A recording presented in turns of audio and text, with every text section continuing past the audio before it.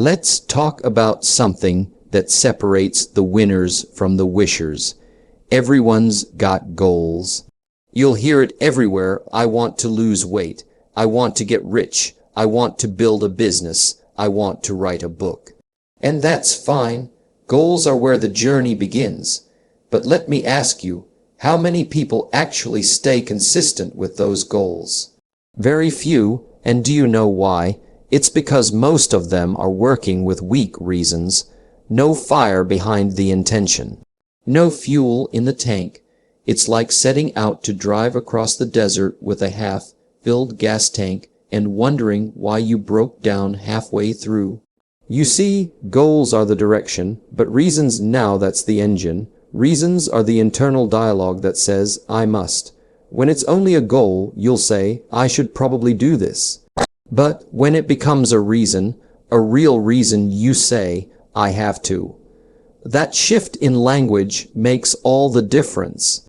One is casual, the other is committed. One depends on mood, the other is rooted in mission. When someone says, I want to get in shape, that's a goal. But when someone says, I want to get in shape because my father died at 52 from a heart attack and I've got 3 young kids, that's a reason. And that kind of reason doesn't take days off. That kind of reason doesn't hit snooze. That kind of reason shows up, even when the mood doesn't.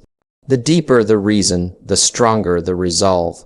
If your reason moves you emotionally, it will move you consistently. And that's the real secret to staying on track: emotional connection. Logical goals will not defeat emotional resistance. Only emotional purpose will do that. When I was younger, I had goals too, big ones. I wanted more money. I wanted more time. I wanted to be respected. But every time I got excited, life would hit me with distractions, delays, disappointments. And I'd slip, start again, stop again, start again, and then one day I sat down and asked myself the real question: why do I want these things? That's when the picture started to come into focus. I wanted to prove something. I wanted to break the cycle. I wanted to make sure that when I walked into a room, I wasn't ashamed of the man I'd become. And those reasons, they became my fuel. When you anchor your goals to something meaningful, something personal, something that touches your spirit, consistency becomes less of a struggle. It becomes natural. Think of a mother who wakes up 3 times a night to feed her newborn. She doesn't do it because it's fun. She does it because there's love behind the action. There's purpose behind the fatigue. Now apply that to your own life. If you're trying to build a business, ask yourself why. Is it just to make money? That's too shallow, and it'll dry up when things get hard. Is it to give your family the life you never had? Is it to prove to yourself that you're capable of more than what they told you? Is it to break the chains of average that have held your family back for generations? That kind of reason. That kind of reason puts steel in your spine. And the best part is, once you find your reason, you start to become bulletproof. The critics don't faze you anymore. The failures don't define you anymore, because you're not just chasing a goal, you're answering a call. Goals are optional. Reasons are sacred. This is why 2 people can have the same talent, the same opportunity, and one makes it while the other quits. It's not about skill. It's about the depth of the reason. One is driven. The other is dabbling. One has something to fight for. The other is just trying it out. And let me tell you, life will test you. It'll ask you, do you really want this? And if your reason isn't strong, you'll fold. You need to remind yourself daily why you started. Write it down, put it on your wall, read it out loud. Breathe it in, because when your reason is alive in your mind, discipline becomes automatic. You don't need outside motivation. You've got inner fire. You must get emotionally connected to your goal. If you don't feel something when you talk about it, it's not strong enough yet. Keep digging. Ask yourself again, why do I want this? And when you get to that answer that makes your chest tighten, that makes your eyes water a little, now you're getting close. That's the kind of reason that can carry you through the winters, through the slow seasons, through the dark valleys. So if you've been struggling to stay consistent, don't beat yourself up. You're not broken. You're just not connected yet. You're chasing a goal with no anchor, and a boat without an anchor gets tossed around by every little wave. But when you find your reason that becomes your anchor, it holds you steady when the storms hit. It keeps you grounded when the winds change. And eventually, it becomes the reason people ask you, how did you stay so consistent? Let's talk about mornings. You see, most people don't realize the value of the first hour of their day. They wake up rushed, already behind, already overwhelmed, already reacting. And then they wonder why the rest of the day feels like it's slipping through their fingers. But those who understand success know something different. They know that the first hour is sacred. It's the setup, the foundation, the momentum builder. The way you begin your day often determines how you live your day. And how you live your day consistently determines how your future unfolds. You don't build a strong house on a shaky foundation. And you don't build a strong life on a scattered morning. There's something powerful that happens when you take control of your time before the world gets a chance to make demands on it. The first hour should belong to you, not your phone, not your inbox, not social media, not the headlines. You see, most people reach for their phone the moment they wake up, and within 5 minutes, they've already handed over their mental energy to someone else's agenda. They're scrolling through highlights, panic, and noise. That's not preparation. That's surrender. When you wake up and immediately react to the world, you enter the day in defense mode. But when you take the first hour and invest it in yourself, you enter the day in leadership mode. You are directing the course. You are driving the vehicle. You are starting with intention, not with distraction. And that difference alone can reshape your results in every area of life: health, business, mindset, relationships, finances. The successful person treats the morning like a launch pad, not a snooze vest, not a passive drift into obligation. They wake up with clarity. They wake up with purpose. They wake up with a plan. They don't ask, what do I feel like doing this morning? They ask, what does the best version of me need to do right now? That's the question that matters. And here's the truth. How you begin your day builds either momentum or resistance. You're either setting the tone for focus and discipline, or you're setting the tone for chaos and compromise. So what should that first hour look like? It should be filled with things that feed your mind, fuel your body, and center your spirit. Maybe it's quiet reflection.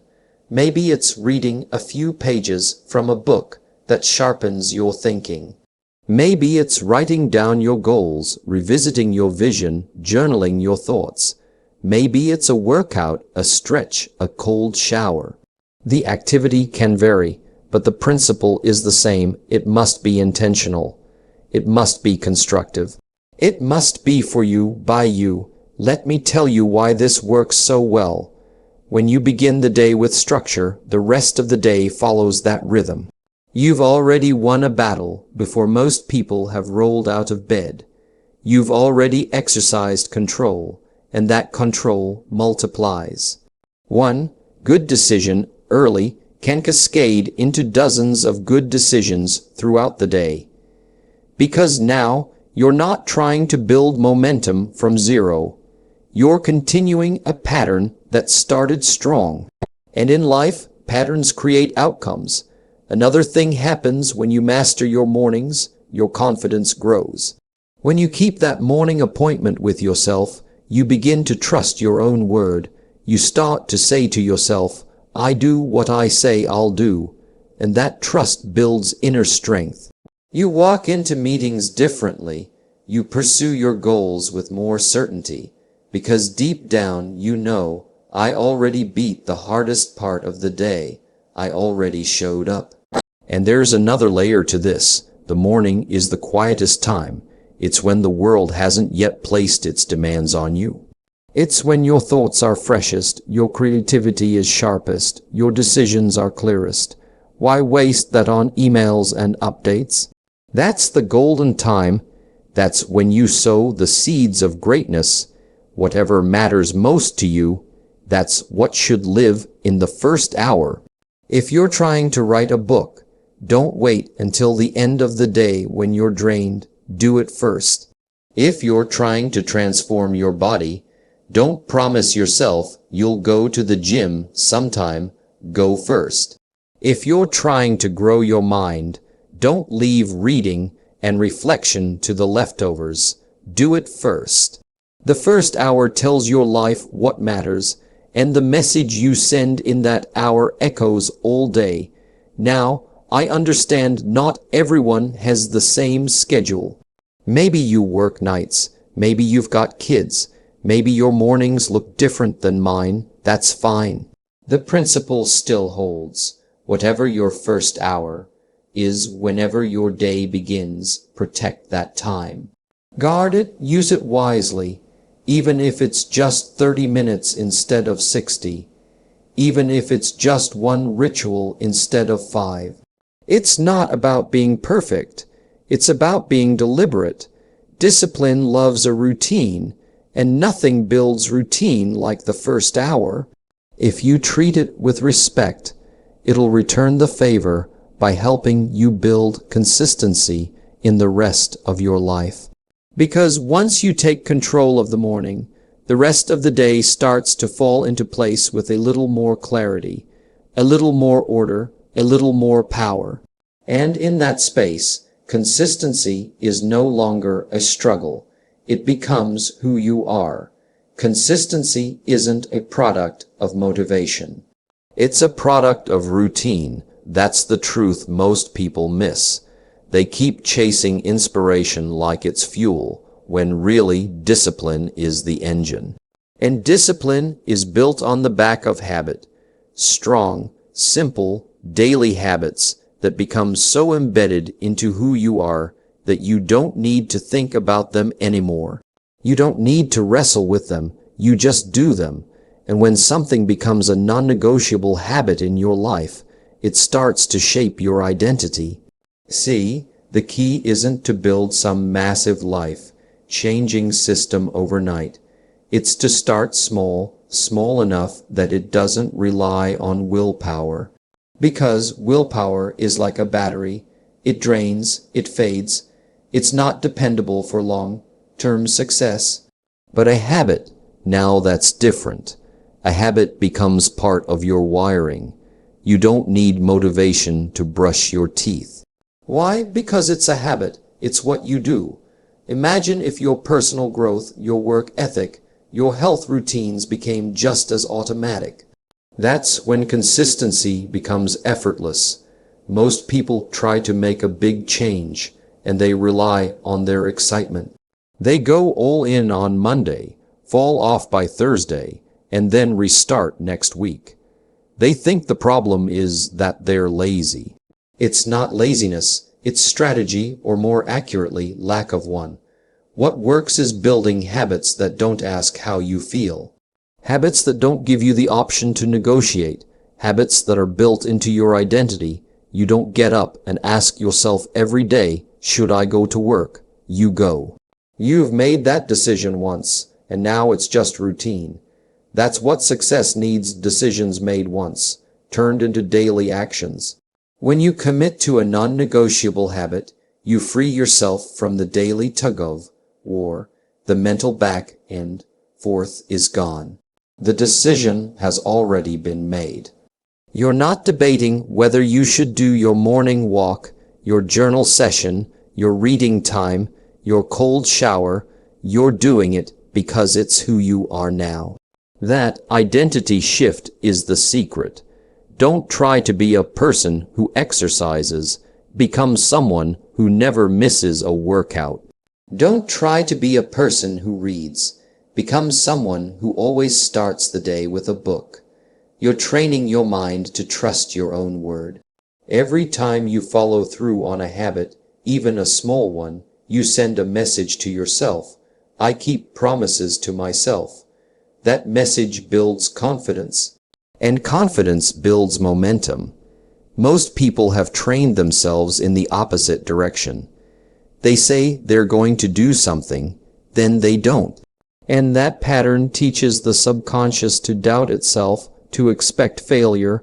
That's why the first step to consistency isn't the action, it's rebuilding your relationship with your own word. Start small, start simple, start with something you can't fail at. If your goal is to read more, don't start with a promise to read 50 pages a day. Start with 1 page. If you read one, you've won. And once you're there, momentum often takes over. But even if it doesn't, you've succeeded. You've kept your word. You've honored the habit. You've built another brick into the foundation of consistency. And here's something important to remember: the world won't help you stay consistent. It won't cheer for your new habit. It won't clap when you meditate for 5 minutes, or say no to dessert, or turn your phone off to focus. That's why your habits need to be non-negotiable, because you'll be doing them in silence, without applause, without recognition. The world notices results, not repetition. But it's the repetition that brings the results. So you have to become your own accountability, your own scoreboard. Every high performer I've ever met, every truly consistent person, they've got routines that are locked in. Not because they're magical, not because they're superhuman, but because they've made those routines sacred. They've stopped treating important things like they're optional. They don't need to feel inspired to act. They've built a structure so solid, emotion doesn't get a vote. The gym isn't up for discussion. The work isn't negotiable. The practice isn't dependent on mood. And the beauty of it is, the more you do it, the easier it gets. Habits are compounding. At first, it's awkward. At first, it feels like work. But then it becomes smooth, natural, and eventually, it feels strange not to do it. That's the turning point. That's when you've become consistent without trying to be consistent. That's when you've crossed from effort into identity. You've become the kind of person who simply does what needs to be done. The path to greatness isn't paved in grand gestures. It's built on the back of consistent, small habits that you refuse to negotiate. The difference between a dabbler and a disciplined person isn't their ability. It's their commitment to doing the small things every day, no matter what. Not just when it's convenient, not just when it feels good, but every day as part of who they are becoming. That's how you build consistency, not by waiting to feel ready, but by deciding what matters and refusing to compromise on it. One of the greatest mistakes people make on the road to consistency is believing they have to be perfect. That somehow, if they miss one day, one step, one action, the whole journey is ruined. That mindset is dangerous. It's the reason people quit. They start with fire, miss a few steps, and then fall into guilt and frustration. But here's the truth. You're not aiming for perfection. You're aiming for progress. Progress is what keeps you moving. Perfection is what keeps most people stuck. The people who succeed long-term are not the ones who do everything flawlessly. They're the ones who track their progress, adjust when needed, and keep going regardless of how messy the process looks. Think about this. If you're climbing a mountain and you slip, you don't roll all the way back to the bottom. You catch your footing and keep climbing. But in life, too many people act like every slip sends them back to the starting line. That's not how growth works. That's not how consistency is measured. It's not measured by how few mistakes you make. It's measured by how quickly you recover and get back to doing what matters. That's why tracking is essential. You've got to find a way to see your progress. You've got to bring your growth out of your head and onto paper, into view, into reality.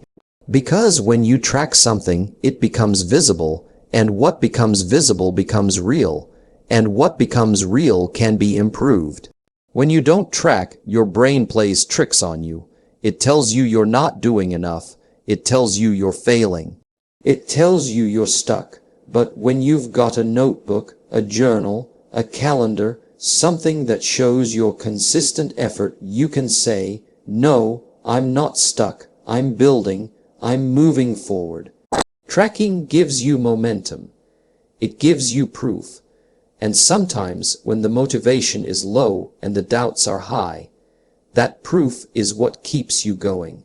You can look back and see where you started. You can see how far you've come. You can see the days you showed up when it was hard. You can see the days you overcame the urge to quit. That's not just tracking, that's building belief. I always say, if it matters, measure it. You don't need a complicated system. You don't need 10 apps and color-coded charts. You just need to mark it down. Did you do what you said you'd do today? Yes or no? Did you show up for your goal? Yes or no? And if not, why? What got in the way? Was it avoidable? Was it something you need to prepare for next time? That kind of simple reflection turns a bad day into a learning day. It keeps your head in the game. Perfectionism, on the other hand, is the enemy of that process. It convinces you that if the outcome isn't flawless, it's worthless. But life isn't a performance, it's a practice. And you don't get good at anything by being perfect. You get good by being consistent. You get good by being honest with yourself, tracking your efforts, and improving a little bit every day. Perfection will rob you of joy. Progress will give you hope. You've got to remember that life isn't a straight line. Some days will be smooth. Some days will be sloppy. Some days will feel like breakthroughs. Others will feel like breakdowns. But if you're tracking, really tracking, you'll start to see a pattern. You'll see that even in the chaos, there's progress. Even in the slow weeks, something is growing, and that awareness makes you patient. It makes you persistent. It makes you stay the course even when the excitement wears off. Let's take the example of someone trying to improve their health. They start eating better, moving more, drinking water. For a few days, it feels amazing. Then they have a weekend of bad decisions. They think they've blown it, but if they were tracking, they'd see that 5 out of 7 days, they made better choices than ever before. That's progress, that's worth celebrating, and that perspective might be the very thing that keeps them going the next week. Or think about someone building a business. They post their content, make their calls, send out emails. It feels like no one's listening. But when they track the data, the views, the replies, the calls scheduled, they start to see movement. Maybe slow, maybe quiet, but real. And that's what fuels another week of action. That's what keeps the spark alive. Tracking also brings clarity. You start to notice what works and what doesn't. You can't improve what you don't measure. When you write it down, you start to see patterns. You realize that your best days come when you sleep well, when you exercise in the morning, when you plan your to-do list the night before. Now you've got insight. Now you're building something intentional. Now you're not just reacting, you're refining. So the next time you feel like you're not doing enough, check the facts, not the feelings, the facts. Go to the data, go to the record, look at the days you've shown up, look at the effort you've logged. And let that remind you, you're not failing, you're forming. You're building a foundation, one step at a time, and the consistency will come not from chasing some perfect version of yourself, but from honoring the real, human, steady progress you've been making all along. One of the most overlooked truths about consistency is that it's contagious. You don't just build it in isolation, you absorb it from the people around you. Your environment matters more than you think. The people you talk to every day, the conversations you listen to, the standards your circle lives by, all of it either strengthens your consistency or weakens it. You cannot spend every day around people who make excuses, avoid responsibility, and indulge distraction, and expect yourself to live a life of discipline. It doesn't work that way. If you want to raise your level of consistency, start by raising your circle. Because the people you surround yourself with set the tone. They influence your pace, your expectations, and your habits. If you're trying to be disciplined, and your environment is casual and comfortable with quitting, you will always be at war with your surroundings. But if you put yourself around people who wake up early, stay focused, stick to routines, and keep their word, you'll find your own discipline start to rise without even trying. That's the power of association. It's not just about who you like. It's about who makes you better. There's a difference between friends and allies. Friends support you where you are. Allies challenge you to go further. A friend might say, "You've done enough, take a break." An I will say, "You've got more in you, don't stop now." One makes you feel comfortable, the other calls you to a higher standard. Both have a place, but if you want to build real consistency, you need more allies. You need to be around people who normalize discipline. People who make it hard to quit, not easy. People whose example speaks louder than their advice. Think of it this way. If you're the most disciplined person in the room, you're in the wrong room. You need to be stretched. You need to feel a little pressure, not shame, not comparison, but a pull. A subtle reminder that you can be better, that you're capable of more. When you're around high standards, your own standards elevate. When you're around strong routines, your own excuses start to sound weak. That friction is healthy. That challenge sharpens you. You've got to become intentional about who gets access to your energy. Because not everyone deserves a front row seat in your life. If someone is constantly distracting you from your goals, pulling you back into bad habits, or speaking negativity into your plans, they are not neutral, they are harmful. Consistency is fragile in its early stages. It can be broken by the wrong conversation, the wrong influence, the wrong atmosphere. That's why you've got to guard your circle like your life depends on it, because in many ways it does. This doesn't mean you have to cut everyone off. It means you prioritize your inner circle. The voices that get the most of your time and attention should be the ones that lift you. People who live with intention, people who follow through, people who have what you want, not just in results, but in mindset. If you spend time with 5 people who are disciplined, focused, and growing, you will become the 6th. If you spend time with 5 people who make excuses, blame others, and avoid hard things, you will become the 6th. That's not philosophy, that's psychology, that's influence, that's how humans are wired. When you're surrounded by people with strong discipline, you also inherit their language. Their vocabulary is different. They don't talk about trying. They talk about doing.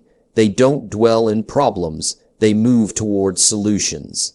They don't wait for permission. They build momentum. Listening to that kind of talk every day starts to change the way you think. You stop asking, "Can I do this?" and start asking, "How fast can I make it happen?" That mental shift alone can change everything. And here's something else: when your circle values consistency, they hold you accountable, not by criticizing, but by caring. They check in, they ask the right questions, they remind you of your goals when you forget. They see when you're slipping before you even notice it. That kind of accountability is gold, because it's not just about being called out, it's about being called up. To something better, to something higher, but this goes both ways. You've got to be the disciplined one in someone else's life too. You've got to be the example, the one who keeps going when it's boring, the one who shows up when it's inconvenient, the one who does the hard thing quietly, consistently, without needing applause. That kind of example plants seeds. It inspires without preaching. It lifts others just by existing. If everyone in your circle is doing that for each other, the growth is exponential. The consistency becomes automatic. So ask yourself, who's around you right now? What kind of energy are you letting into your space? What kind of conversations are shaping your thoughts? If your environment doesn't reflect the kind of person you're trying to become, then it's time to make adjustments. That doesn't mean you have to start over, but it does mean you have to start choosing with intention. Because your consistency depends not just on what you do alone, but on what you're exposed to daily. Surround yourself with people who remind you of your goals, not your limits. People who talk about discipline like it's normal. People who don't just say what you want to hear, but say what you need to become who you're meant to be. Consistency isn't just a tool, it's the foundation.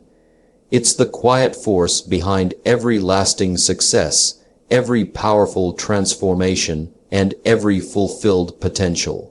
You don't need to be extraordinary, you just need to be steady. You don't have to win every day, but you do have to keep showing up.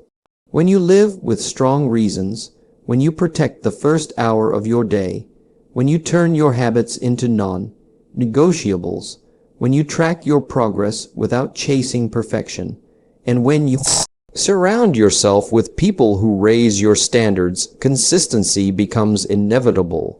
Success doesn't happen by chance, it happens by commitment. It's not what you do once in a while that defines your destiny. It's what you do over and over again, even when it's not easy, even when it's not convenient. And the truth is, you can't win without this. You can't build greatness without consistency. But once you master it, once you live it, you'll realize something powerful. There's nothing you can't create, nothing you can't achieve, and no limit to how far you can go.